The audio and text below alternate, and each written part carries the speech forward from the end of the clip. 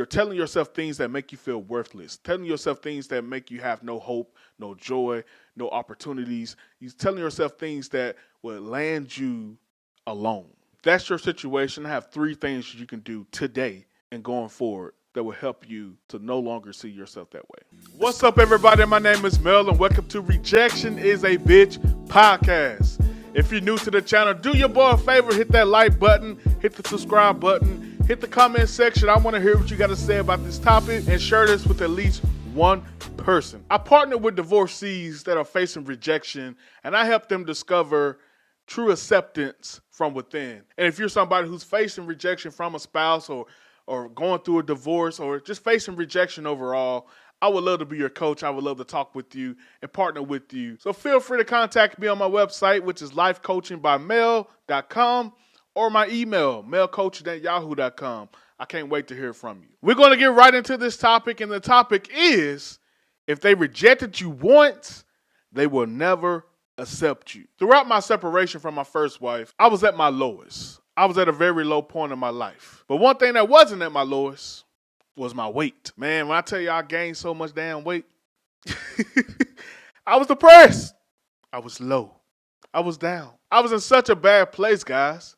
And some people may go to a bad place and they may turn to drugs. They may turn to alcohol. Well, my drug of choice, so to speak, was ice cream. A lifetime of good times shared along the way. Have yourself a Bluebell country day. Bluebell homemade ice cream. Pick a flavor. Pistachio, cookies and cream, Rocky Road. And I got to put some bananas in that thing. Millennium Crunch. I can go all day. The fact is, I was fat. And I still am. But I was at my heaviest weight that I ever been during that separation. But one thing I kept telling myself, oh, that's the reason that she don't want to be back with me. Broham. That's the reason. I'm fat. If I ever choose to lose this weight, oh, she'll come crawling back to me. And who could blame her, right? I'm a fat slob. I snore when I go to sleep. I can't walk up a flight of stairs without breathing heavy and needing a break. Who can blame her? Who can blame a spouse for wanting to leave their spouse who has seemingly let themselves go? So in response to those thoughts that I had, I immediately start to lose weight. Oh yeah, I got a gym membership. I changed my eating habits a little bit. And I was like, man, I'm finna get this weight off. Every day, going to the gym. Every day, going to the gym. Every day, trying to get that weight off. And when I see a little bit of progress, what would I do? I would call her and let her know, hey, guess what? I've lost a little weight. And of course, she would just give me back a passive, nonchalant response. Basically saying, hey, that's what you're supposed to do. It's all good. But that response never led to us coming back together. So what would I do? Go back to that drug. There's nothing like the taste of Bluebell homemade ice cream. It's nothing like any other taste you've ever known. There's nothing like the taste of the very best. We eat all we can, but we sell the rest. It's homemade down home. Bluebell, the best ice cream in the country.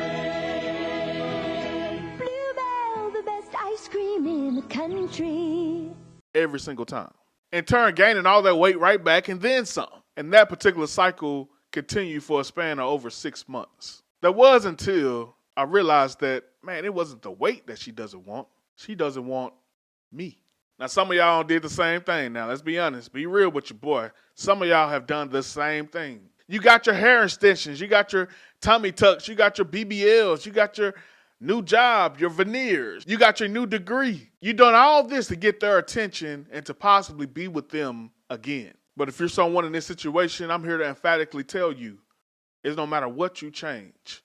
If they rejected you once, they will never accept you. There's nothing you can do to get their attention enough to accept you. It's not the things, it's you. Let's dig deep into rejection. By definition, rejection is the dismissing or refusing of a proposal or an idea.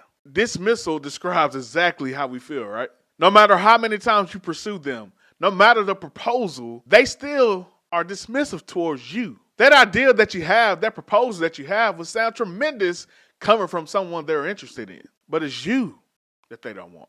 And let's be honest, that hurts. It's okay to admit the hurt behind being dismissed and being rejected. There's a segment of our country that wants to make it seem like hurting behind someone rejecting you is a bad thing. You brush it off and you begin to insult that person just to make up for what you are indeed feeling on the inside, but you're the one going through the pain. You know, we start to do what that saying says, hurt people hurt people. So you begin to hurt them based on them hurting you, but you never resolve or even attempt to analyze the actual pain that you have in order to get over that and not continue to hurt other people. It's completely okay to admit that rejection hurts. But let's go into why rejection hurts so bad. I was reading an article on psychology today, and they talked about a few scientists placed people within a functional MRI machine. And they asked those people to recall a recent rejection.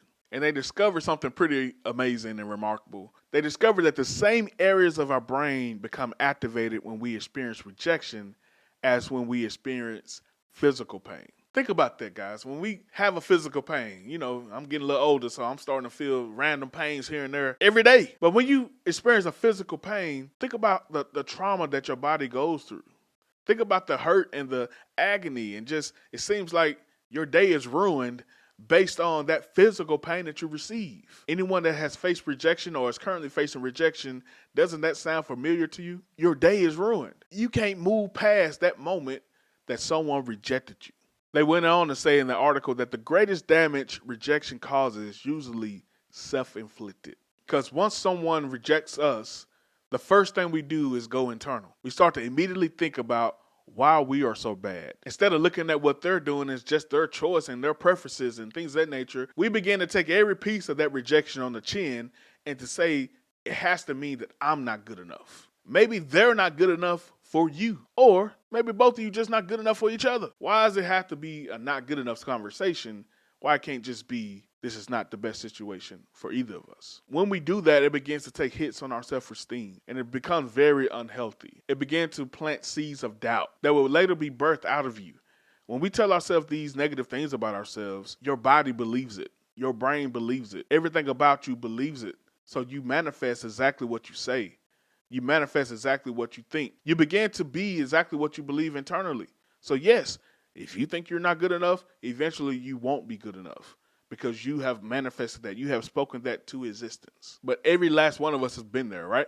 Every one of us have that inner voice that lies to us and tells us what we are not, and we become exactly what we are not. Instead of thriving, we land on surviving based on the things that we have spoken. And I know I'm talking to someone that has this exact thought, that has this exact moment in your life. You're telling yourself things that make you feel worthless, telling yourself things that make you have no hope, no joy, no opportunities. You're telling yourself things that will land you alone. If that's your situation, I have 3 things you can do today and going forward that will help you to no longer see yourself that way. Number 1. Have zero tolerance for self-criticism. It's so easy in the moment to have these pity parties. It's so easy to think about everything that we did wrong, mark it down one by one, and go down the list of everything that we should have done, could have done. How about we eliminate the shoulds and coulds? Everything in life has purpose. And normally, in most cases, it feels terrible in the moment, but later on we realize, oh, that was the purpose behind that. If not anything, it teaches you a lesson of how not to get in that situation again. So going through that list of self-critiques and how horrible you are, what is that profit? What will happen from this? What will grow? What will evolve? What things can be better by you doing that to yourself? Nothing. It's time to think positive. It's time to take the good out of this and only focus on what's really good about you. And that takes me to the second thing that we can do. It's time to build yourself up. Build yourself up verbally. Talk good about yourself. I am worthy. I am confident. I am good enough. I can do this. I can make this. Whatever the case may be, you build yourself up because whatever you say out of your mouth will come to fruition. You're looking at somebody that 3 years ago I said exactly what I wanted to do right now. Being a life coach, being a relationship coach, having the marriage that I have, being in the house that I am in, being in the city that I'm in. I began to say things every day, and I really didn't know for a fact what I was saying, but it ended up happening because I spoke those things into existence. You have way more power than you give yourself credit for. Utilize that power. And the third thing is, it's time to connect with more people.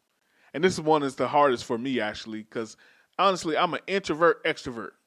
What does that mean? I'm someone who loves being by myself, but the moment I'm around people, I love being around people. It's very enjoyable. I love connecting. I love to get to know people and to know what they are, who they are, and what led them to being what they are right now. So think about it in your own life. Every time you're around people and you have a positive interaction, how good do you feel after that? Yes, there may be moments where you have social anxiety, or there may be moments where you're dealing with someone that's socially awkward. You may be socially awkward. So it may be moments of discomfort, but the majority of the time, if you have a positive interaction and you're able to connect with someone, how powerful is that for you? When you go home, doesn't that bring you a little bit more joy? When you go home, doesn't that bring you a little bit more hope? Not just hope in yourself, but hope in others, that there are still good people in this world. You know, this person rejected me, but this person accepted me.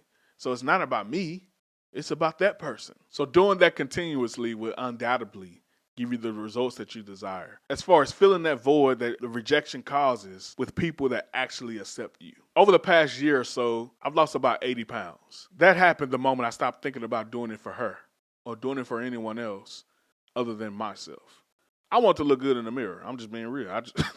I want to like what I saw in the mirror again, and I want to fit my clothes better, which mission has been accomplished.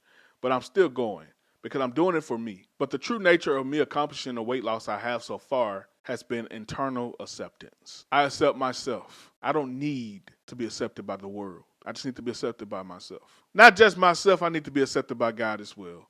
I can't let you guys get out of here before giving you a spiritual nugget. During that time, I was reminded of Psalms 139:14. I praise you because you made me in an amazing and wonderful way. What you had done is wonderful. I know this very well. God made each and every one of us this same way, and amazing, wonderful. So you can be rejected by the world and always be accepted by him. There's nothing that you and I can do that can ever cause God to reject his creation.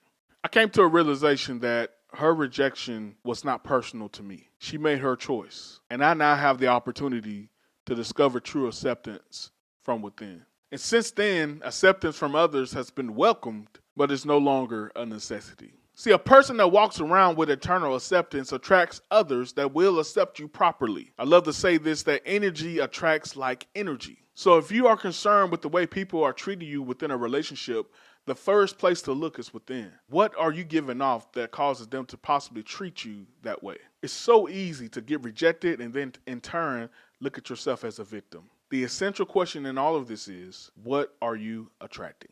Thank you so much for watching today, guys. Be sure before you leave, hit that subscribe button, hit the notification bell. Hit me in the comment section. I want to hear what you guys got to say about this topic. Share this with at least one person. And as always, let's grow. Peace.